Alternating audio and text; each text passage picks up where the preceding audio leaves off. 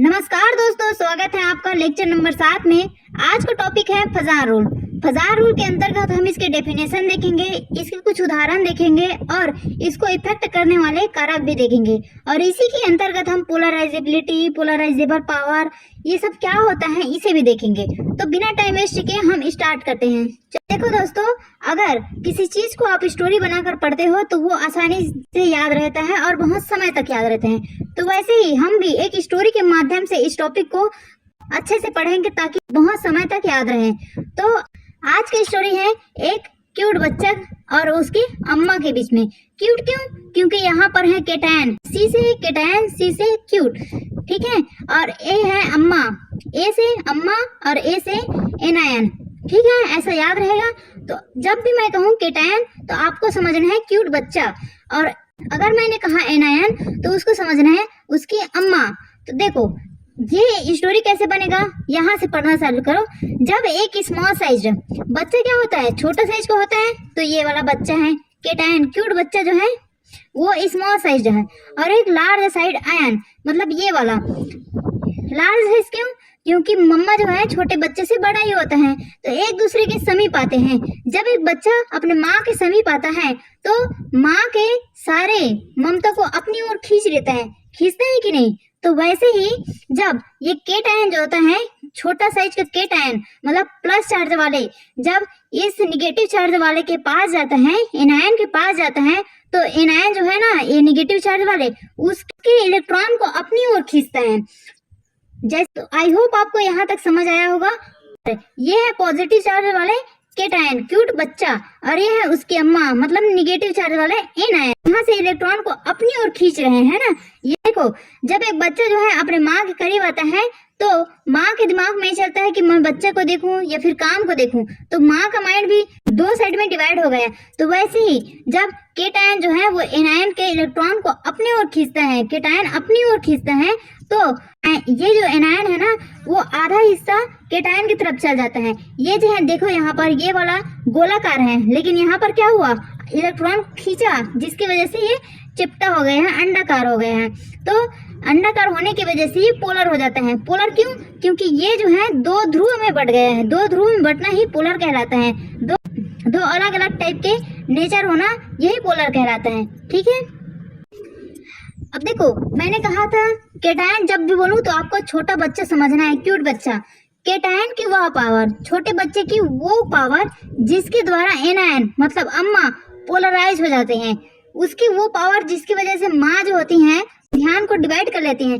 एक तो काम की तरफ भी रहता है उसका ध्यान और एक बच्चे की तरफ। तो वैसे ही जब केटायन की वो पावर पॉजिटिव, इसकी वो पावर पॉजिटिव चार्ज की वो पावर जिसके कारण निगेटिव चार्ज जो है वो पोलराइज हो जाता है, उसकी ओर खींची चले जाती हैं। आपने देखा होगा कि एक लड़का जो है लड़की को ही आकर्षित करता है। आपने ये सुना है कि लड़का लड़के को पकड़ कर भाग गया, लड़की लड़के को पकड़ कर भाग गई, ऐसा तो नहीं सुना है ना। तो वैसे ही यहाँ पर पॉजिटिव चार्ज जो है ना वो निगेटिव चार्ज को अपनी ओर खींच रहे हैं। तो वो पावर केटायन की पॉजिटिव चार्ज की वो पावर जिसके द्वारा जो एनायन है वो पोलराइज हो जाते हैं, वो उसकी ओर खींचे चले जाते हैं, तो उसे कहते हैं पोलराइजेशन पावर। ये जो है एग्जाम में आएगा तो इसे अच्छे से ध्यान से देखो।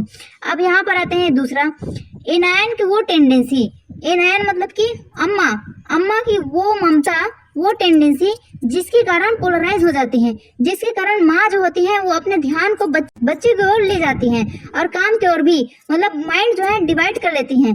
अम्मा की वो ममता जिसके द्वारा वो खुद पोलराइज हो जाती है, तो उसे कहते हैं पोलराइजेबिलिटी। मतलब एनायन मतलब कि आपका क्या हो जाएगा, निगेटिव चार्ज वाले की, निगेटिव चार्ज वाले जो एनायन है उसकी वो टेंडेंसी जिसके कारण वो खुद पोलराइज हो जाती है।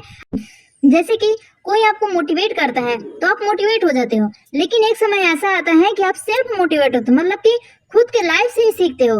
तो आपके खुद के लाइफ से सीखने की टेंडेंसी जिसके कारण आप आगे बढ़ते हो लाइफ में, तो उसे कहते हैं पोलराइजेबिलिटी। वैसे ही आपका यहाँ पर भी है एनायन की वो गुण, वो टेंडेंसी जिसके कारण वो खुद पोलराइज होना चाहती है, तो उसे कहते हैं पोलराइजेबिलिटी, ठीक है। यहाँ तक समझिए। अब एनायन मतलब अम्मा की पोलराइजेबिलिटी, मतलब अम्मा की वो टेंडेंसी जिसके कारण वो पोलराइज हो रही है, तो वो बढ़ने के साथ में जो आयनिक होता है ना, जो गोलाकार होता है, वो चिपटा होते जाता है। जितना ज्यादा पोलराइजेबिलिटी होगी, मतलब उसको जितना ज्यादा खींचोगे, जितना ज्यादा खींची चली जाएगी, वो गोलाकार से क्या हो जाएगा, चिपटा होता जाएगा, है ना। तो यही कह रहे हैं कि आयनिक में क्या होता है, गोलाकार होता है, लेकिन कोवेलेंट में क्या होता है, चिपटा होता है। तो आयनिक से कोवेलेंट कैरेक्टर बढ़ता जाता है, इसी को कहते हैं फजान रूल। यहाँ तक समझ आया होगा आई होप। तो आगे बढ़ते हैं। मैंने एक ही लेक्चर में सबको समेटा है, क्योंकि आपका टाइम भी वेस्ट नहीं होना चाहिए। टाइम जो है बहुत ज्यादा वैल्यू होता है जब एग्जाम के टाइम आता है। तो यहाँ पर उसका प्रभावित करने वाला कारक कौन सा है? सबसे पहला तो है धन आयन का आकार। किसका आकार? धन आयन, केटायन। आपने कहीं देखा होगा कि जितना छोटा बच्चा होता है, क्यूट बच्चा जितना छोटा होता है, माँ जो होती है उसकी ओर ज्यादा खींची चली जाती है। क्यों? क्योंकि छोटा बच्चा जो होता है वो बोल नहीं सकता, कुछ नहीं कर सकता, सिर्फ रोता रहता है। तो इसीलिए माँ का ममता जो है वो छोटे बच्चे की ओर ही ज्यादा रहती है कंपेयर टू बड़े बच्चे की ओर। तो यहाँ लिखा क्या है? धन आयन मतलब केटायन, एन प्लस चार्ज वाले। धन आयन का आकार बढ़ने से ऋण आयन का ध्रुवण कम होता है। जितना ज्यादा आपका जैसे जैसे बच्चा बढ़ता जाता है, मतलब कि केटायन को बोल रहे हैं, जितना बड़ा होगा केटायन, पॉजिटिव चार्ज जितना बड़ा होगा वो उतना ही ज्यादा खींच नहीं पाएगा। वैसे ही जितना बड़ा होता जाता है बच्चा, माँ का ध्यान उतना ज्यादा डिवाइड नहीं होता, क्योंकि बच्चा जो है खेलने कूदने के लायक हो जाता है, इसीलिए। तो वैसे ही यहाँ पर भी है, जितना बड़ा केटायन होगा वो उतना ही ध्रुवण नहीं कर पाएगा। अब इसका केमिस्ट्री में लॉजिकल क्या है देखो। यहाँ पर इतना बड़ा निगेटिव चार्ज है और इतना छोटा सा पॉजिटिव चार्ज वाला आएगा, तो यहाँ पर पॉजिटिव चार्ज वाला बहुत सारी जगह को घेर लेगा कि नहीं? हाँ, लेकिन यही इतना बड़ा केटायन है और इतना ही बड़ा एनायन हो जाएगा, तो सिर्फ इतने को ही घेरेगा। तो ऐसे ही आपका ये लॉजिक है केमिस्ट्री में, लेकिन हमें लॉन्ग टाइम तक याद रखना है, इसलिए मैंने एग्जाम्पल लिया है माँ और बच्चे का। तो आई होप यहाँ पर भी आपको समझ आया होगा।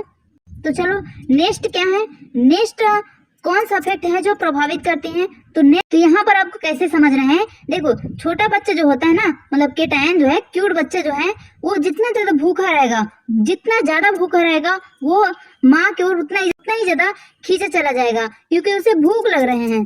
तो केमिस्ट्री के हिसाब से कैसा है, यहाँ पर +3 है, यहाँ पर है +2, मतलब किसमें इलेक्ट्रॉन की कमी ज्यादा है? तो इसमें इलेक्ट्रॉन की कमी है। क्यों? क्योंकि इसमें +3 है, इसने अपने 3 इलेक्ट्रॉन को किसी को दिया है, तो इसलिए यहाँ पर ये जो है वो बहुत ज्यादा भूखा है, इसलिए ये क्लोरीन के पास जाता है और क्लोरीन से इलेक्ट्रॉन को खींचता है, क्योंकि इसे पेट भरना है अपना, कंपेयर टू इसके। तो आपको ऐसे समझना है कि +3 है, मतलब कि ये ज्यादा भूखा है और ये इलेक्ट्रॉन को खींचेगा। प्लस क्यों आता है? प्लस क्यों आता है? क्योंकि आपने किसी को इलेक्ट्रॉन दे रहते हैं, तो आपके पास तो कमी हो गई ना, आपने किसी को इलेक्ट्रॉन दिया तो आपके पास कमी हुआ इसलिए पॉजिटिव है। आप अमीर हो इसलिए किसी को दिए हो और खुद पॉजिटिव बन गए हो, ऐसे बनते हैं पॉजिटिव चार्ज। अब यहाँ पर लिखा क्या है? केटायन का आवेश। केटायन पर आवेश बढ़ने से संयोजकता मतलब कोवैलेंसी बढ़ती है। कोवैलेंसी कैसे? जितना ज्यादा पॉजिटिव चार्ज रहेगा वो इतना ज्यादा इलेक्ट्रॉन को खींचेगा ना भाई। +3 है तो इसने ज्यादा खींचा है, इसमें +2 है, इसमें +2 है, तो ये उतना ज्यादा नहीं खींचा है। समझ आया होगा। तीसरा प्रभाव है साइज ऑफ एनायन, मतलब निगेटिव चार्ज के। निगेटिव चार्ज जितना बड़ा होगा, माँ की ममता जितनी ज्यादा होगी, बच्चे उसकी तरफ उतना ही ज्यादा अट्रैक्ट होगा। और कई माँ ऐसे होते हैं ना कि बच्चे को देखते ही दे दनादन, तो उसकी तरफ बच्चे भी उतना ज्यादा अट्रैक्ट नहीं होगा। लेकिन एक बच्चा है भाई, वो तो अपनी माँ की तरफ रहेगा ही, लेकिन उतना ज्यादा अट्रैक्ट नहीं होगा जितना कि एक ऐसी माँ जो बच्चे को बहुत ज्यादा प्यार करती है तो उसके तरफ रहती है। तो वैसे ही केमिस्ट्री की भाषा में देखो केमिस्ट्री की भाषा में कैसे समझोगे, ये बहुत अच्छा एग्जाम। अब आप यहाँ पर ध्यान से देखो, ये पहला स्ट्रक्चर, ये दूसरा स्ट्रक्चर। साइज किसकी ज्यादा है? पहले की, दूसरे की छोटी है ना। तो अगर यहाँ पर इलेक्ट्रॉन, ये जो न्यूक्लियस है वो किसको ज्यादा अट्रैक्ट करके रखेगी? अपने पास वाली इलेक्ट्रॉन को, है ना। तो यहाँ पर अगर ये छोटा साइज है तो न्यूक्लियस जो है वो इस इलेक्ट्रॉन को सबसे ज्यादा आकर्षित करके रखेंगे, कंपेयर टू अगर ये दूर में है, ऐसे दूर में है, तो न्यूक्लियस का इस इलेक्ट्रॉन को अपनी ओर खींच सकता है? तो नहीं खींच सकता। इसी का फायदा उठाता है अपना केटायन। केटायन जो होता है वो आता है और इस दूर वाले इलेक्ट्रॉन को अपनी ओर ले जाता है। यही रीजन है कि निगेटिव चार्ज वाले मतलब कि एन आयन का साइज जितना ज्यादा बड़ा होगा उसमें से इलेक्ट्रॉन को निकालना उतना ही आसान होगा, क्योंकि वहां पर न्यूक्लियस जो है वो इलेक्ट्रॉन को आकर्षित करके नहीं रख सकता है, वो इलेक्ट्रॉन को खुले सांड की तरफ भेज देते हैं, इसीलिए वहां से इलेक्ट्रॉन निकालना आसान है कंपेयर टू छोटे आकार वालों के। तो जितना बड़ा आपका एन आयन होगा उतना ही ज्यादा इलेक्ट्रॉन को निकालना आसान होगा और उतना ही उसमें कोवैलेंसी आएगी। उसमें जितना बड़ा साइज रहेगा नेगेटिव चार्ज का वो उतना ही ज्यादा खींचा चला जाएगा पॉजिटिव चार्ज की ओर।